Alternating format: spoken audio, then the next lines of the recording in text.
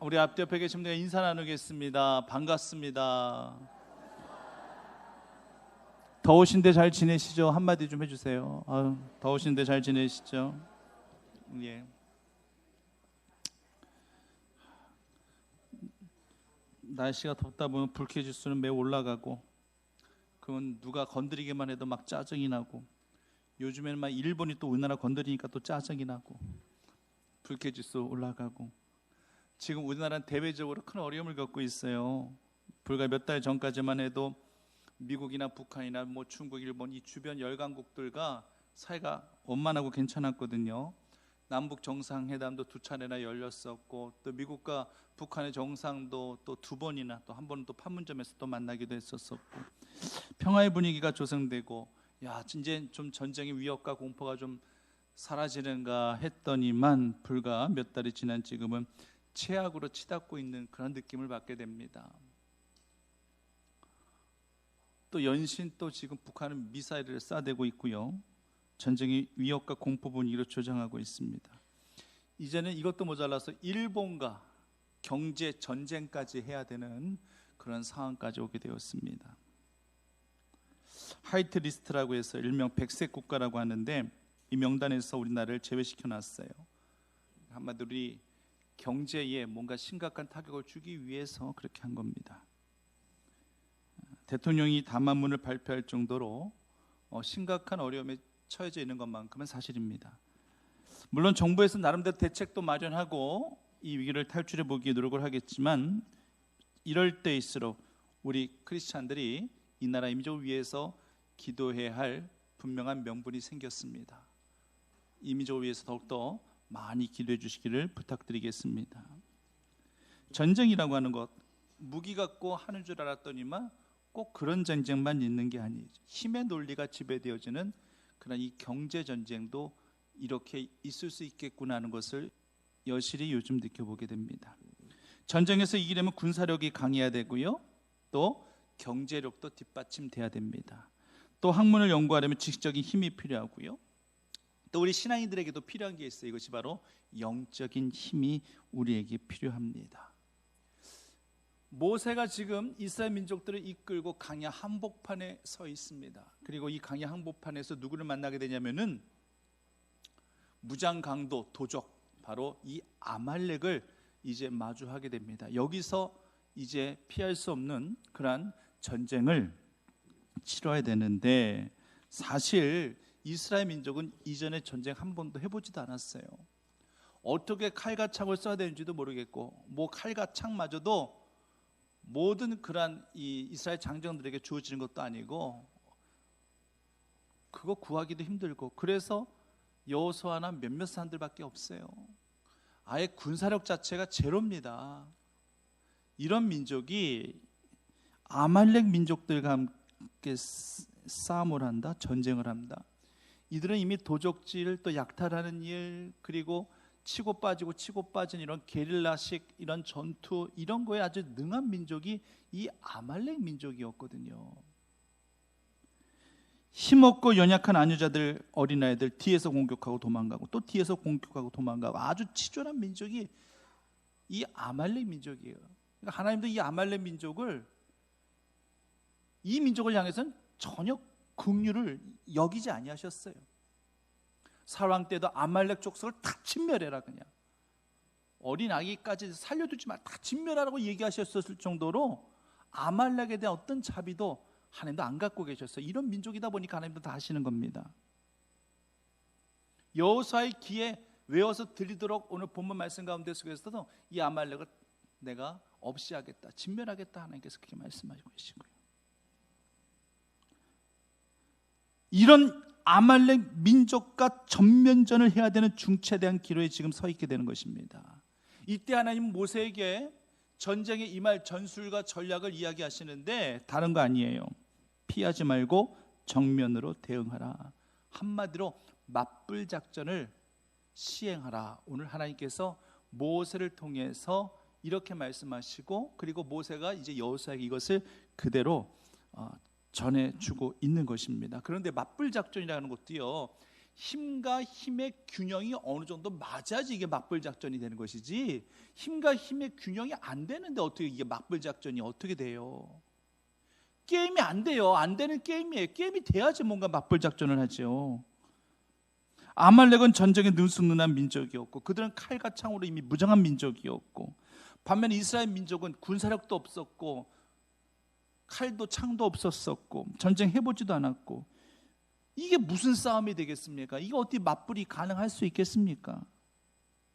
지금 우리나라도 일본에 대해서 그냥 이대로만 있을 수 없다, 이대로만 당하고 있을 수만은 없다 해서 전면전을 선포했죠. 우리나라도 일본을 하이트 리스트에서 빼버렸어요. 그런데 사실 솔직히 일본이 피해보는 그런 파장은 거의 없어요. 별로 없어요. 우리나라가 큰 거예요. 우리나라가 일본에 대한 의존도가 너무나도 높기 때문에 우리나라가 더욱더 피해가 큰 거지, 일본은 별로 피해가 없어요. 그럼에도 불구하고 우리나라도 강대강을 한번 해보자고 대통령이 호소문까지 발표했죠. 이게 맞불 작전이라고 하는 것인데, 솔직히 밀리는 거 맞습니다. 일본에게 밀리는 게 맞아요. 하지만 그냥 가만히 앉아서 당하고만 있을 수 없다 이거죠. 일본산 제품을 불매 운동부터 시작해서 일본 여행 자제까지, 일본 아베 총리를 향한 그런 촛불 시위까지 이것들을 준비하고 있을 정도로 국민적 감정이 이제 최악으로 치닫고 있는 그런 상황인 것은 맞습니다. 일본과의 관계가 이렇게 되리라고는 그 누구도 아마 상상조차 하지 못했을 거예요. 하지만 성도님들, 우리가 이 세상 살아가면서 얼마나 많은 상황들과 그러한 사건들 우리가 예측하면서 살 수 있겠습니까? 우리가 어느 정도 나름대로 그렇게 준비하면서 대비한다면서도 살아가지만 어떤 경우는요, 눈 뜨고도 당하는 경우가 비일비재합니다. 알고도 당하는 경우가 비일비재합니다. 세상 정세 그래요. 아니 세상 정세만 이렇습니까? 우리의 삶도 마찬가지예요. 어느 한순간도 예측할 수 없는 그런 삶이에요. 그래서 더욱더 하나님을 붙들고 살아가야 할 인생임을 고백하시기를 바랍니다. 하나님 없이 사탄과의 영적 싸움이, 영적 전쟁이 가능하겠습니까? 어렵습니다. 에베소서 2장 2절 말씀에 나옵니다마는 우리가 무슨 수로 저 공중의 권세 잡으니 이 사탄과의 싸움에서 맞불로 우리가 붙어서 승산이 있는 그런 싸움이겠습니까? 무슨 수로 이기겠습니까? 하지만 우리가 그들과 맞불로 우리가 감당할 수 있는 이유는 그 공중에 권세 잡은 사탄을 또 사로잡고 계시는, 주관하시는 하나님이 우리 배후에 계시기 때문에, 우리에게 영적인 힘을 더하여 주시기 때문에 우리가 그 사탄 앞에서도 담대하게 맞설 수 있음을 고백하시는 주의 성도 되시기를 간절히 바랍니다. 그러기 위해서 우리는요, 하나님의 전신갑주를 취해야 됩니다. 이게 중요한 거예요. 에베소서 6장 11절 말씀처럼 마귀의 이 관계를 능히 대적하기 위하여 하나님의 전신갑주를 입으라 라고 그렇게 말씀하고 계십니다. 그들 앞에 담대히 설 수 있고 맞불 작전으로 붙을 수 있는 것은 하나님의 전신갑주를 우리가 취하고 있을 때에 이것이 가능하다라고 하는 것입니다. 그래서 전신갑주에 대해서도 구체적으로 설명하잖아요. 구원의 특을 써라, 믿음의 방패를 쥐고 성령의 검을 쥐고 복음의 신발을 신고 의의 흉배를 비치고 진리의 허리띠를 띠고 이 같은 전신갑주를 취하여 맞불 작전으로 나아갈 때에 위대한 승리가 있는 줄 믿으시기를 바랍니다. 저절로 되어지는 건 없는 거예요. 맞불이라고 하는 것은 이같이 믿음의 전신갑주를 취했을 때에 가능하다라고 하는 것입니다. 다윗이요, 골리앗과 1대1로 맞섰습니다. 1대1로 맞섰다는 것은 맞불 작전을 한번 해보자는 얘기입니다. 그런데 이게 게임이 돼요? 이게 맞불이 가능합니까? 이건 되는 싸움이 아니에요. 씨름이나 격투기나 권투를 하더라도요, 체급이 맞는 사람하고 붙는 거예요. 가장 가벼운 경량급 벤턴급 이 같은 선수와 가장 무거운 중량급 이 헤비급 선수가 이것이 싸움한다는 게 말이 됩니까? 이게 지금 안 돼요. 붙이지도 않습니다. 그렇게. 근데 다윗과 골리앗 싸움이 이런 거예요. 키를 보나 체중을 보나 경험을 보나 아니면 어떤 힘의 능력을 보나 복장을 보나 뭐 하나 맞는 게 없잖아요. 그래도 다윗이 골리앗을 향하여 맞불을 놓고자 했던 것은 배후에 역사하시는 누구를 믿고 신뢰했기 때문에 그렇습니까? 하나님을 믿고 신뢰했기 때문에 비록 자기 자신은 비무장이란다 할지라도 이미 다윗은 하나님의 전신갑주를 입고 취한 그러한 믿음의 사람이었기 때문에 그 골리앗 앞에서도 주눅들지 않고 1대1로 맞불을 불 수 있었던 것이 우리는 말씀 속에서 기억해야 할 것입니다. 다윗은 비록 전쟁에 필요한 갑옷은 입지 않았지만 하나님의 전신갑주를 취했습니다. 그리고 이 싸움은 그저 1대1 다윗과 골리앗의 싸움으로 보지 아니하고 영적 전쟁으로 봤습니다. 우리 민족은 택한 선민이요 우리 민족은 할례받은 민족이고 그리고 너희 민족은 택함받지 못한 민족이요 할례받지 못한 그런 민족의 싸움으로 그렇게 다윗은 보고 있었던 것이었습니다. 그래서 다윗은 하나님의 전신갑주를 취하고 골리앗 앞에서 이렇게 호령할 수 있었던 것이잖아요. 너는 칼과 창과 단창으로 내게 오니와 나는 내가 모욕하는 이스라엘 군대의 하나님의 이름으로 내게 나아가노라. 호령할 수 있었던 겁니다. 다윗에게 있어서 하나님의 이름이 없었다면, 배후에 도와주실 하나님을 믿고 신뢰하지 못했다면 맞불로 골리앗과 붙는다라는 것은 이것은 불가능한 일입니다. 그저 내가 물맷돌로 사람 잘 맞추는 그 실력 하나만 갖고 지금 이렇게 맞불을 넣을 수 있었더라고 생각하십니까? 아니에요. 그거는 객기입니다. 이거는 오기입니다. 하나님 묻는 것은 다 그렇게 표현되어 줄 수밖에 없다라고 하는 것입니다. 하나님이 하게 하신 줄 믿으시기를 간절히 바랍니다. 하나님의 임재를 경험하고 하나님의 도우심을 확신했기 때문에 믿음의 맞불로 골리앗 앞에 나아가서 승리할 수 있었던 사실을 분명히 기억하셔야 됩니다. 본문에서 모세도 마찬가지예요. 모세 리더십 중에서 한 가지 위대한 사실 하나가 무엇이냐? 문제가 발생했었을 때 비겁하게 문제를 피해가려 했다든지 아니면은 문제 앞에 주저앉아 절망했다든지 그러지 아니하고 그 문제와 정면으로 맞섰다는데 이것이 바로 모세의 위대한 리더십 중에 하나예요. 이것이 바로 모세의 능력이었고 모세의 힘이었습니다. 그가 하나님께 사명을 받들기 이전에는 그는 도망자의 삶이에요. 문제 앞에 그냥 도망치기 바빴습니다. 자기 몸 피하기 바빴습니다. 미디안 사람 죽이고 또 피해 다녔어요. 도망 다녔어요. 그렇게 해서 40년 동안 도망자의 삶으로 그렇게 그 장인의 그냥 양이나 치는 그런 자의 삶으로 그렇게 살아왔던 사람이 바로 모세였습니다. 그런데 이제 이런 모세 40년간의 긴 침묵 속에서 살아왔었던 도망자의 삶 가운데 속에서 살아왔었던 이 같은 모세를 하나님께서 호렙산 불꽃 떨기나무 가운데 속에서 부르셔서 그때에 하나님의 인재를 체험하게 하셨고 그때부터 사명을 불어넣어 주신 이후에 이제 모세는 다르게 됩니다. 다른 삶으로 바뀌어지게 됩니다. 이제는 도망가는 회피하는 삶이 아니라 맞설 수 있는 그런 사람으로 그렇게 붙들리게 됩니다. 그 애굽의 바로 왕 앞에서도 하나님의 지팡이 하나 붙들고 맞설게 됩니다. 맞불로 붙게 됩니다. 예전의 모세였다면 상상조차 할 수 없는 일이에요.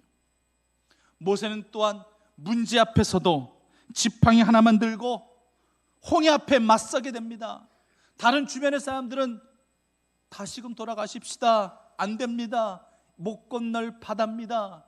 이제 다시금 돌아가서 우리가 애굽의 바로 앞에 무릎 꿇고 그냥 종살이로 그렇게 다시 살아가십시다. 이런 식으로 회유했었을 때 이게 무슨 말이냐? 하나님께서 이 문제를 해결해 주실 것이다라는 믿음 갖고 지팡이 들고 기도했었을 때에 결국에는 홍해도 이 문제도 모세의 맞섬을 가로막지 못하고 갈라지게 되었던 것이었습니다. 오늘 본문 가운데 속에서도 모세는요 맞섭니다. 피해가지 않습니다. 맞불을 놓기 위해서 싸움의 전장에 여호수아를 보냅니다.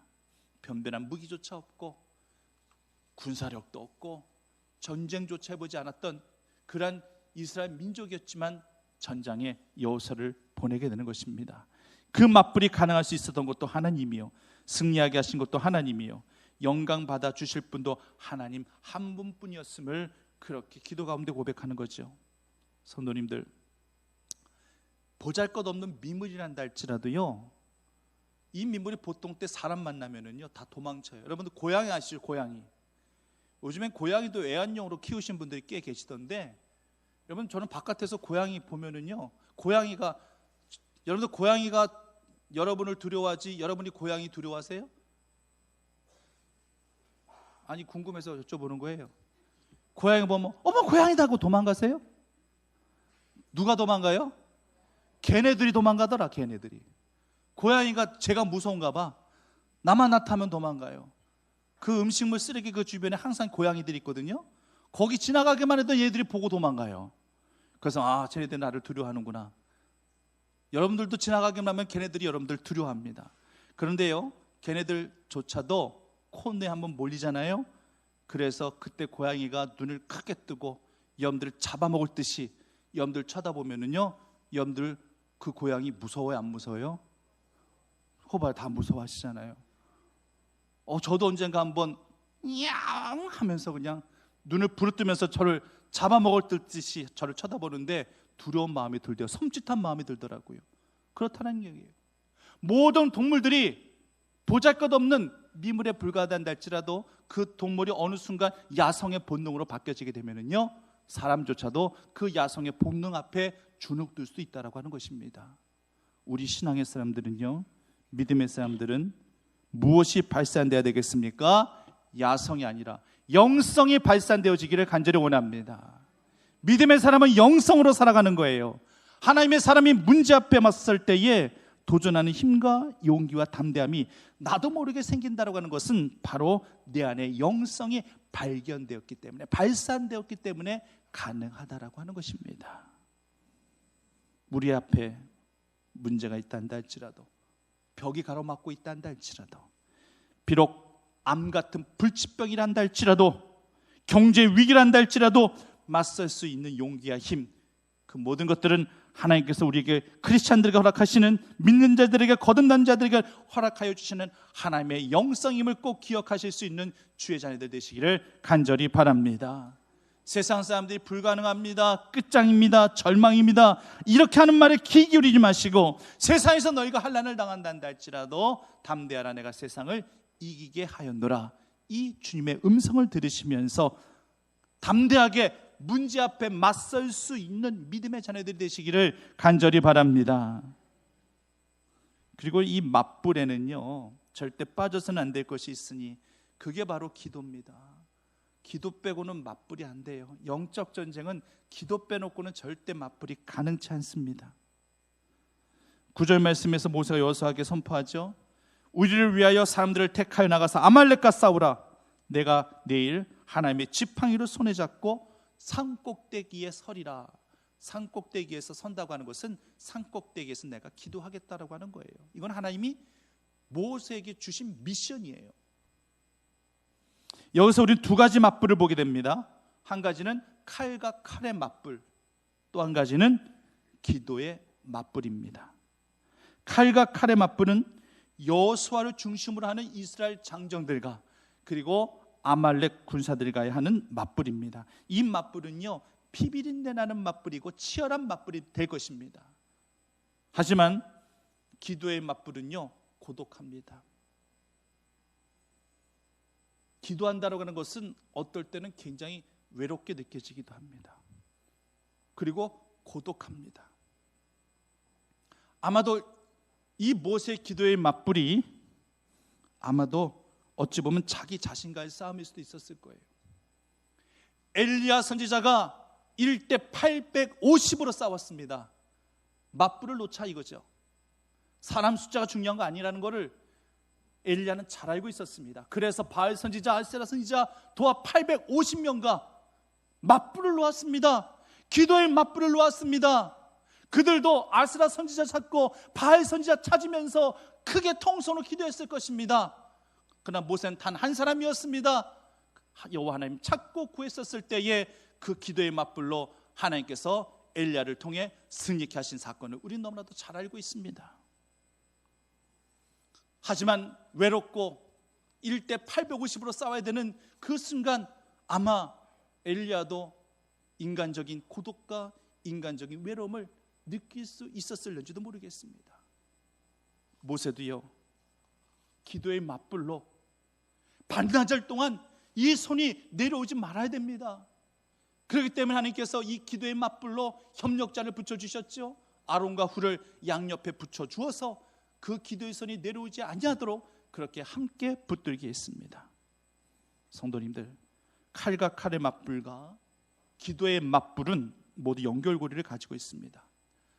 한쪽은 패배도 괜찮고 한쪽만 이기면 돼, 이런 거 없어요. 그런 싸움이 아니에요.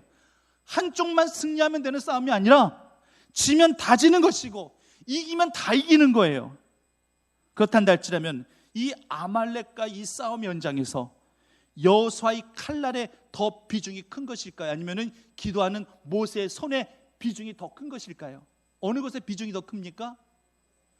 기도하는 모세의 손에 비중이 큽니다. 절대적인 겁니다. 이거는 여호수아의 칼날은 기도하는 모세의 손에 달려 있는 거예요. 칼과 칼의 맞불의 승패는 모세의 기도 맞불의 승패가 달려있다고 하는 것입니다. 모세의 기도 손이 내려오게 되어지면은 여호수아의 칼날도 패배하는 것이고, 모세의 손이 반나절 동안 내려오지 아니하고 늘 기도하게 되어진다 할지라면은 여호수아의 칼날도 승리하게 된다라고 하는 것입니다. 그러므로 기도가 절대 우리 삶의 차선책이 되어서는 안 돼요. 항상 우선책이 되어야 됩니다. 기도의 전방이 무너지면 우리는 끝입니다. 한번 따라 하시겠습니다. 기도의 전방이 무너지면 우리는 끝입니다. 믿으십니까? 성도님들, 기도의 전방이 무너지지 않기를 간절히 원합니다. 정말 이미 나는 무너졌다, 기도의 전방이 이미 무너진 지 오래된다, 이렇게 생각하신 분들은 오늘 지금 이 시간 이 시점부터 기도의 전선을 다시 구축해 나가시기를 간절히 바랍니다. 야고보서에서는요, 기도의 5가지 원칙을 말씀해 주고 있는데요, 이 야고보 선지자면은 예수님의 친동생입니다. 예수님의 친동생 이 야고보 선지자는요, 닉네임이 있었어요. 아시다시피 낙타 무릎이라는 닉네임을 가지고 있었습니다. 왜 무릎이 낙타처럼 딱딱하게 굳어졌나? 뭐 해서요? 뭘 많이 했어요? 기도를 많이 해서. 무릎 꿇고 기도를 많이 해서. 우리 생각에는 무릎 꿇고 기도 많이 하면 류마티스 관절염이라도 오지 않겠는가 라는 생각하실는지 모르겠지만은, 야고보는 하도 무릎 꿇고 간절히 기도했더니만, 오랜 시간 기도했더니만 그 무릎이 딱딱하게 낙타 무릎처럼 굳어졌다는. 낙타는 항상 물을 먹을 때도 음식 먹을 때도 잠을 잘 때도 무릎 꿇고 잔다잖아요. 무릎 꿇고 먹는다잖아요. 그래서 무릎이 항상 그렇게 딱딱하게 굳어져 있잖아요. 야고보 선지자가 기도의 무릎이 되어져서 그렇게 낙타 무릎이 되었다라고 하는 겁니다. 그래서 그런지 몰라도 이 야고보서에서는요, 기도에 대해서 얼마만큼 중요시 여기는지 몰라요.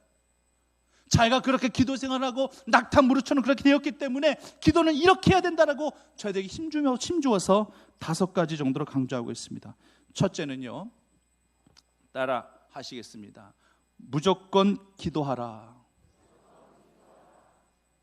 기도에 조건이 없어요.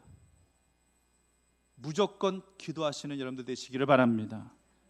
4장 2절 말씀에 너희가 얻지 못함은 구하지 아니하며 라는 그런 말씀을 주고 계십니다.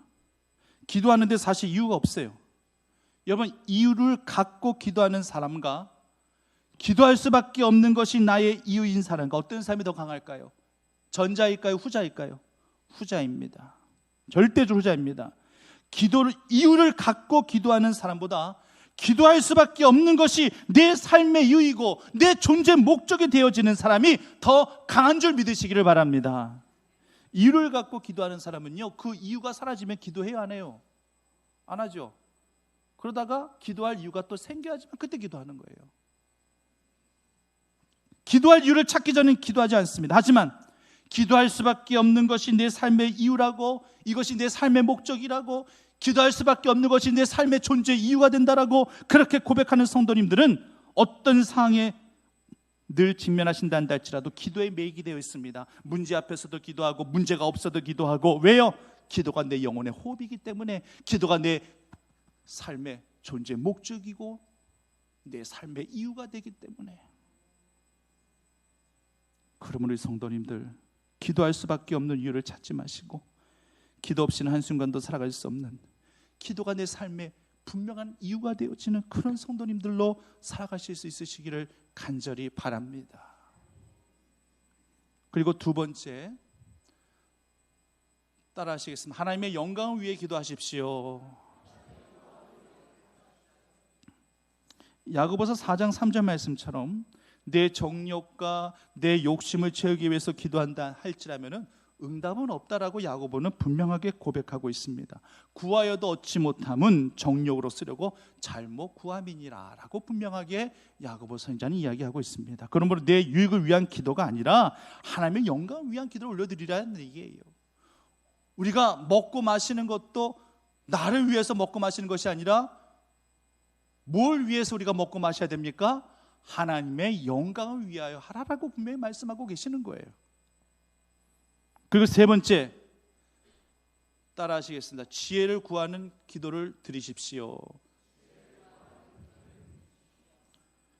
1장 5절 말씀처럼 후히 주시고 꾸짖지 아니하시는 하나님 앞에 지혜를 구하라 라고 분명하게 말씀하고 계십니다. 여러분, 지식이라고 하는 것은 배움을 통해서 내 안에 습득되어지는 것이겠죠. 지혜는 기도로 얻어집니다. 물론 삶의 지혜는요, 연륜이 쌓여지면서 자연스럽게 터득되어지는 것일 수도 있을 것입니다. 하지만 영적 승리가 필요할 때, 그때 삶의 지혜는 아무런 상관이 없는 거예요. 그때는 기도를 통해서 주시는 지혜를 우리가 구할 수 있어야 된다라고 하는 것입니다. 그럼 우리는 이 지혜를 얻기 위해서도 우리는 기도를 해야 됩니다. 기도하는 가운데 막 주의 지혜가 막 떠올려지게 되어지고 영감이 막 내 안에 전달되어질 때도 있어요. 저도 가끔씩 기도할 때에 하나님께서 막 설교의 영감을 막 주시는 때가 있습니다. 항상 그러면 좋겠지만 항상 그렇진 않더라고요. 그래서 그때는 그 영감을 놓치지 않기 위해서 막 메모도 하고요, 끄적끄적 해보기도 하고, 자꾸만 되뇌이고 반복시켜서 자꾸 머릿속으로 다시 한번 또 되뇌이고 합니다. 이번 화요일날 새벽 말씀 마치고 제가 여기서 기도했었을 때에 그때 하나님께서 그런 영감을 주셨어요. 막 저는 기도를 올려드리는데 그냥 막 이 설교의 메시지를 막 떠올리게 하시는 거예요. 그래서 제가 막 그것을 놓치지 않기 위해서 계속 제가 막 떠올리고 묵상하고 막 그랬었습니다. 그건 기도할 때 주신 하나님의 영감이에요. 기도하지 않으면 주시지 아니하셨을지일 것입니다. 하나님 앞에 지혜를 구하는 기도가 그만큼 우리가 얼마나 중요한지, 기도할 때마다 하나님 앞에 지혜를 구하시고 하나님 앞에 영감을 구하실 때에 하나님께서 이 모든 것들을 은혜 가운데 더하시는 줄 믿고 고백하는 지혜 성도들 되시기를 간절히 바랍니다. 그리고 네 번째, 따라 하시겠습니다. 회개하며 기도하십시오. 야고보서 5장 16절 말씀에는 우리가 같이 한번 읽어볼까요? 자막을 통해서요. 함께 읽겠습니다. 시작. 그러므로 너희 죄를 서로 고백하며 병이 낫기를 위하여 서로 기도하라. 의인의 간구는 역사하는 힘이 큼이니라. 아멘. 우리는 맨 마지막 절, 맨 마지막에 있는 의인의 간구는 역사하는 힘이 큼이니라, 이 말씀을 우리는 잘 기억하고 있죠. 맞습니다. 의인의 간구에는 역사하는 힘이 있습니다. 하지만 그 전제되어진 것을 보십시오. 그러므로 너희 죄를 서로 고백하며, 병 낫기를 서로 고하며 기도할 때도 먼저 너희 죄를 서로 고하며, 주님 앞에 고하는 회개 기도가 전제가 돼야 됨을 말씀하고 계시는 것입니다. 회개할 수 있다는 것은 나를 돌아볼 수 있다는 말이에요. 나를 돌아보지 못하면 평생 회개할 그런 제목조차 찾지 못해요. 내가 건강하든 내가 건강하지 않든 간에 동일하게 우리들은 분명 하나님 앞에 회개할 분명한 회개의 제목들이 분명히 있게 될 것입니다. 역사하는 힘이 많은 의인의 간구가 되기 위해서라도, 병든 자를 도로 낫게 하게 하시기 위한 귀한 역사가 있게 하기 위해서라도 우리가 먼저 우리 자신의 죄를 자복하고 통회하는 회개의 기도가 전제되어질 때에 이 같은 신령한 은혜와 능력이 나타나게 되어지기를 간절히 소망합니다. 성도님들도 저에게 기도 부탁들 많이 하시잖아요. 또 제 방에 들어오셔서 기도도 많이 받고 가시죠. 또 당연히 저의 사명은 그런 분들을 위해서 간절히 기도를 해드려야 됩니다. 내 문제 있냐, 내 아픔 있냐, 그렇게 동화되어져서 기도를 해드려야 되는 것이 교육자들, 목회자들의 사명입니다. 하지만 저는 그 순간에도요, 먼저 저의 죄를 다시 돌아보게 됩니다. 혹시라도 하나님 앞에 해결치 못한 그러한 저의 제된 부분이 있는 경우, 먼저 이 죄를 하나님 앞에 고하여 내가 먼저 회개에 합당한 열매를 먼저 맺어야 되기 때문에 저는 어떤 식으로든 저의 죄를 먼저 주님 앞에 고백하고 사함 받은 후 성도님들 위해서 기도를 해드리려고 저는 분명 노력을 합니다. 하나님 앞에 완전한 자로 살 수는 없어도 흠이 없는 모습, 그 모습 그대로 주님 앞에 서기 위한 몸부림이라고 하는 것은 저나 여러분들이 다 있어야 되는 거 아니겠습니까? 기도를 게을리하지 마시되 기도 때마다 우리를 돌아보고 죄를 주님 앞에 고백하며 주님 앞에 구하는 우리의 모든 순전함이 꼭 있게 되어지기만을 간절히 소망합니다. 마지막으로 5번째입니다. 한번 같이 따라 하시겠습니다. 믿음으로 기도하십시오. 기도도요, 학신 가운데 믿음 갖고 기도하시라는 말씀입니다. 야고보서 1장 6절 7절 말씀 역시 또 자막을 통해서 함께 읽겠습니다. 시작. 오직 믿음으로 구하고 조금도 의심하지 말라. 의심하는 자는 마치 바람에 밀려 요동하는 물결 같으니 이런 사람은 무엇이든지 주께 얻기를 생각하지 말라. 기도를 하긴 하되 의심하면서 이거 되겠어? 안 될 것 같은데 안 될 거야 이러면서 드리는 그 기도, 아예 그 기도 응답받을 생각조차 하지 말라라는 얘기예요. 야고보 선지자는 우리에게 분명하게 이것을 말씀하고 있습니다. 기도의 모든 것들이 달려있는 것처럼 생명 걸고 기도하라는 얘기예요. 확신 갖고 기도하라는 것입니다. 주실 줄 믿습니다. 이 믿음 갖고 기도하라는 얘기입니다. 우리가 이 세상 살아가면서 자주 접하는 그런 단어가 반신반의한다라는 그런 말 아시죠? 잘 모르시나 보다. 나만 쓰나 봐요. 저만 쓰나 봐.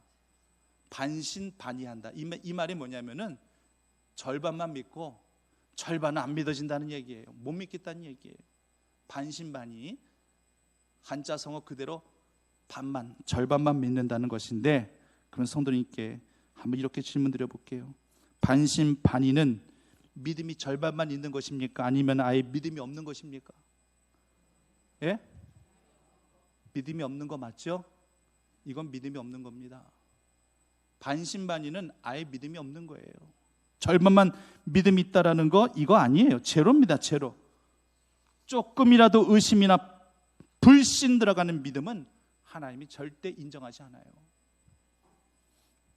믿음으로 구하실 때 조금 더 의심도 없이 이미 받을 줄 알고 믿고 구하시는 영성의 기도가 성도님들의 기도가 되어지기를 간절히 원합니다. 100% 믿지 못하고 신뢰하지 못하고 의심하기 시작하고 불신하기 시작하고, 그러니까 시험 들죠.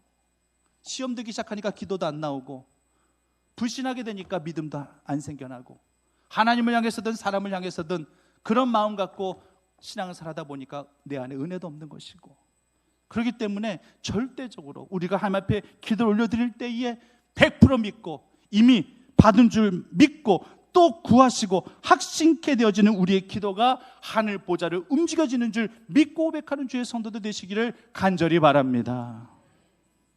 이제 말씀을 마무리하고자 합니다. 성도님들, 진정 기도만이 살 길임을 믿으십니까? 정말 아멘 하셨단다 할지라면 지금 이 시간 당장부터 기도의 전선을 구축해 나가시기를 간절히 원합니다.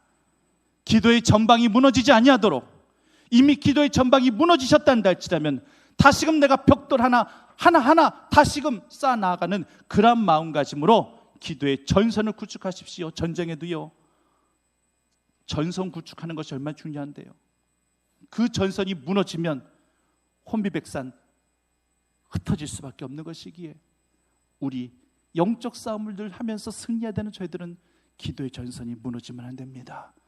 기도의 전방이 절대 무너져서는 안 된다는 것입니다. 모세의 승리는 기도의 승리였습니다. 기도의 맞불과 칼과 칼의 맞불은 마치 하나님께서 리모컨으로 조종하듯이 모세의 기도의 맞불을 통하여 여호수아의 칼과 칼의 맞불로 또 컨트롤하게 하셔서 위대한 승리를 가져오게 하셨던 사실을, 이 사건을 꼭 기억하시기를 바랍니다. 그래서 이 나라 임종을 위해서도 기도해 주십시오. 기도의 맞불이 너무나도 필요할 때입니다. 기도의 맞불이 성령의 맞불이 되어져서 이 나라 이민족이 존귀케 되어지는 귀한 역사를 만들어 나가게 되는 줄 믿고 고백하시기를 간절히 바랍니다. 하나님께 기도하고 하나님을 찬양하는 곳에 하나님의 힘이 함께하여 주실 것입니다. 힘이 없다고, 보잘것없다고, 내가 무능하다고 절대 실망하지 마십시오. 피곤한 자에게 능력을 더하시고 무능한 자에게 힘을 더하시는 분이 우리 주 아버지 하나님이십니다. 하나님은 무능한 자의 하나님이십니다. 힘을 주시는 하나님이십니다. 그 하나님을 의지하시며 기도의 전선을 굳건히 구축해 나가시며 영적 전쟁에 승리하시는 믿음의 자녀들 꼭 되시기만을 간절히 축원합니다. 하나님 아버지, 기도의 전선이 구축되어지게 하여 주시옵소서. 기도의 전방이 무너지지 않게 인도하여 주시옵소서. 기도만이 살 길임을 기억하고 더욱더 기도에 집중하는, 무조건 기도하는 기도의 삶으로 살아가는 저희 모두가 되게 인도하여 주시옵소서. 예수님 이름으로 기도드립니다.